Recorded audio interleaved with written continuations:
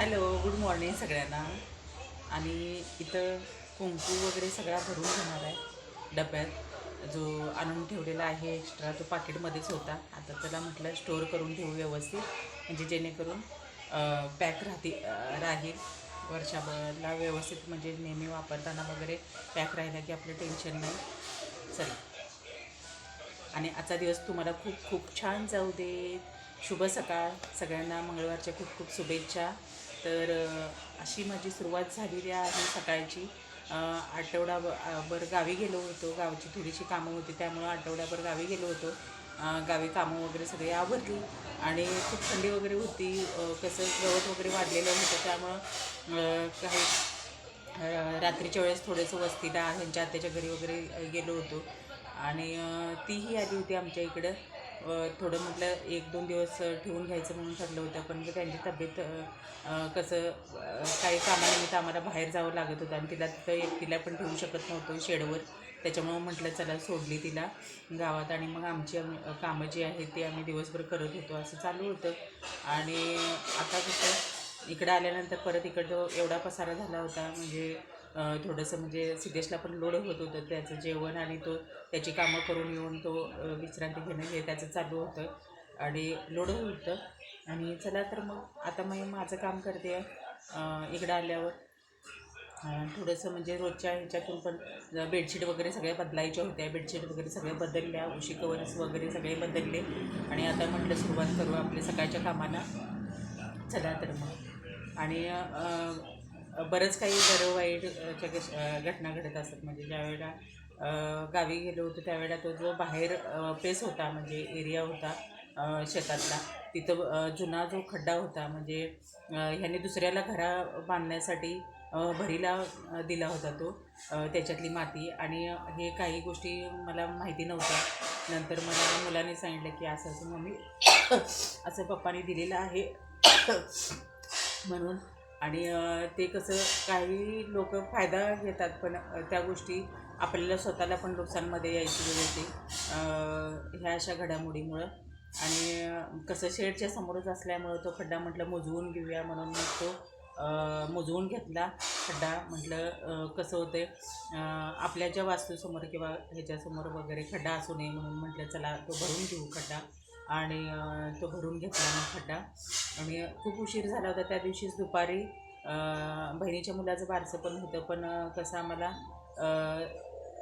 कसं म्हणजे जायचं की नाही जायचं अशा ह्याच्यातच आम्ही कामं, म्हटलं एकदा आमच्या वेळेत तो JCP पण सांगून ठेवला होता. म्हटलं त्या वेळेत जर नाही आला, परत राहिलं की राहून जातं आहे, मग म्हटलं करूनच घेऊया. आणि संध्याकाळचे 6:30-7 वाजले होते आणि तोपर्यंत डिझेल वगैरे संपलं. हे लोकं म्हणजे ते ड्रायव्हर आणि हे पण गेले होते. आणि मस्त दिवसभर छान असं गप्पा मारत सावलीत बसून वगैरे त्याच्याशी मस्त हे दिवस गेला त्या दिवशीचा.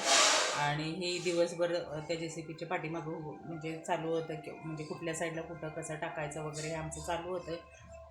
आणि कसं काही गोष्टी करताना नाही लक्ष दिलं की मग परत आपल्याला त्या गोष्टी परत कराव्या लागतात. म्हणजे थोडं उभारूनच करून घेतलं सगळं व्यवस्थित. आणि संध्याकाळचे 7:30 वाजले.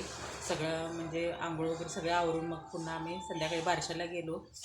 त्यांचा कार्यक्रम सगळा आटोपला होता, पण जाऊन आलो, जेवण वगैरे केलं तिथं आणि आलो. आणि आता ज्या वेळेला गेलो होतो त्यावेळेला कसं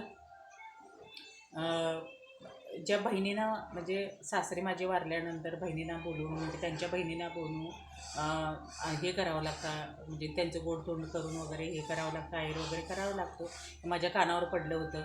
मग कसं आम्ही म्हणजे ठरवलं की म्हणजे काही गोष्टी कानावर पडल्या आणि त्या मनात. आणि त्यांचं पण आता वय झालेलं आहे, त्या दोघींचं पण 75 आहे वय आता. एकटीचं 70-75 असंच आहे. मग म्हटलं चला, म्हटलं ह्या आठवणी राहतात, काही गोष्टी म्हणजे मनात राहतात उगाच, म्हणजे ज्यांच्याजवळ बोलायचं तिथंच समोरची व्यक्ती सांगते. मग म्हटलं करून घेऊया, ते लागलीच. म्हणून मग त्या दोघींना पण साड्या घेतल्या. आणि दोघींना पण म्हणजे आता तिथं येऊन एकटीला तर कफ वगैरे झाला होता, ती आजारीच होती, त्यामुळं मग म्हटलं हे नको करायला, तिला म्हणजे घरी बोलवायला नको. आणि ज्या दिवशी आमच्याबरोबर होती त्या दिवशी नाश्ता जेवण वगैरे हे सगळं म्हणजे केलं होतं आणि घरात पण सांगितलं की असं असं तिनं खाल्लेलं वगैरे आहे. कसं आपणही असलं तरी आपली पण जबाबदारी असते की कसं दुसऱ्याची असते. मग म्हटलं चला उगाच तिला पण त्रास नको म्हटलं आणि त्या दिवशी आणलं नाही मग आणि घरीच मग साडी आणि मिठाई वगैरे देऊन आलो आणि हिला पण तसंच केलं. मग साडी मिठाई वगैरे दिली आणि खूप म्हणजे पहिल्यापासून म्हणजे एक वडीलधारी माणसं जशी आपल्या पाठीवर असतात तसंच ह्यांचं पण आहे. त्यांची मुलं पण म्हणजे ह्या वडीलधाऱ्या आता आहेत बाबानंतरच्या आता ह्या आहेत पाठीशी म्हणजे काही गोष्टींना. आणि कसं मोठी लोकं असावी म्हणजे काही अनुभव काही गोष्टी आपल्या पाठीशी म्हणजे त्यांचा हात असतो त्यासाठी. आणि चला तर मग आजच्या दिवसाची अशी सुरुवात. आणि गावी खूप थंडी आहे आता आणि ते सगळं अनुभव घेऊन आलेली आहे मी. आता थंडी खूप असल्यामुळं बरं वाटतं म्हणजे शेडवर वगैरे आमच्या समोरूनच ऊन वगैरे येते तर भारी वाटते. पण कसं रात्रीच्या वेळेला थोडंसं कसं फोन नेटवर्कचा प्रॉब्लेम आहे. सगळेच प्रॉब्लेम म्हणजे नेटवर्कचे प्रॉब्लेम असल्यामुळं तिथं कसं राहण्याचं म्हणजे थोडंसं भीतीदायक म्हणजे अचानक फोन लागतो नाही लागत असे प्रश्न निर्माण होतात. त्यामुळं मग हे केलं नाही. आणि चला आता हे असं एक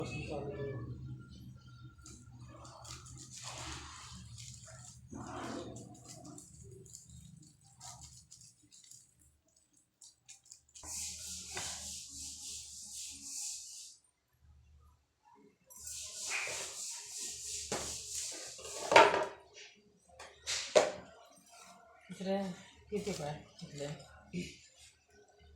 ओलं कापड त्या ह्याच्यावर उंबरा बसला.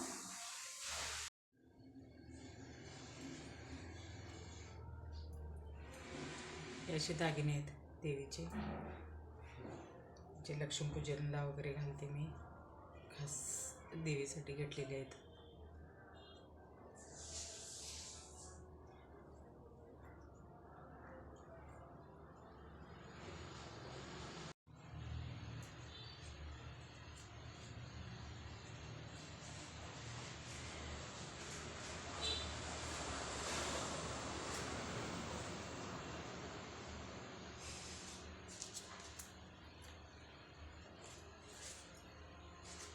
हॅलो. सगळं आवरलं ते डब्यात कुंकू वगैरे सगळं घालून ठेवलं. दारात उन्हात मॅट वगैरे घातलं. ऊन पडलेलं आहे. थंडी पण खूप चालू झालेली आहे आता. आणि नाश्ता जेवण पण झालेलं आहे. आणि आता झाडू सगळा मारून घेतला स्वच्छ केलेला आहे. आणि चला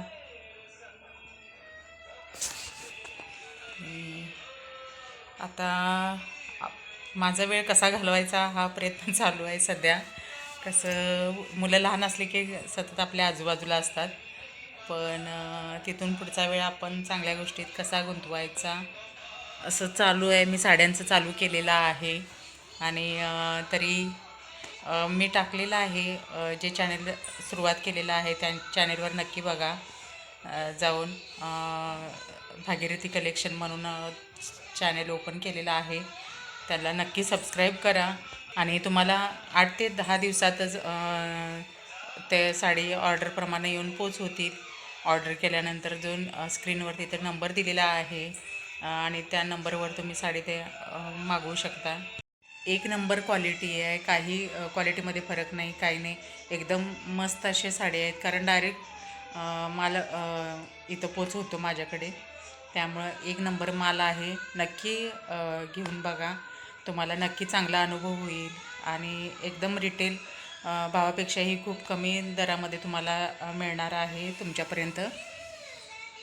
आणि कसं एक देवाचे कपडे जे होते ते काढले. तिथं शिलाई काही इंची केलेली आहेत. मोत्याची माळ वगैरे देवाची आहे ती थोडीशी हे करून ठेवायचे आहे जॉईंट करायचे आहे. काही कपडे धुवायचे काढलेत. हे आता गणपती बाप्पा मोरया हे अशा काहीतरी टोप्या आहेत ते ह्या गणपतीमध्ये घालण्यासाठी घेतलेल्या आहेत. आणि त्याच्यातच आता लक्ष्मीपूजन चालू होणार त्यासाठी आता हे सगळं धुवायला काढलेलं आहे. आणि हे आहे बाळकृष्णचा ड्रेस धुवून वगैरे स्वच्छ करून ठेवणार परत. आणि नवीन पण आणायचं आहे मला तर हे धुवायला टाकणार आहे.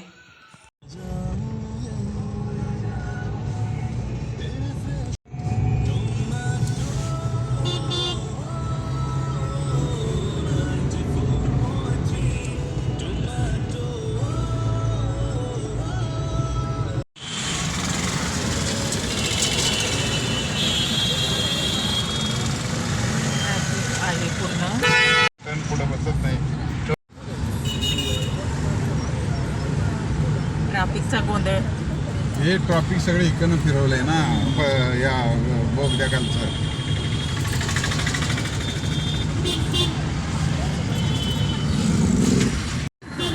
गाडीचं काम केलं आणि निघालो आता घरी. आता तहान लागलेली आहे, पाणी आणलेलं नाही येताना तसं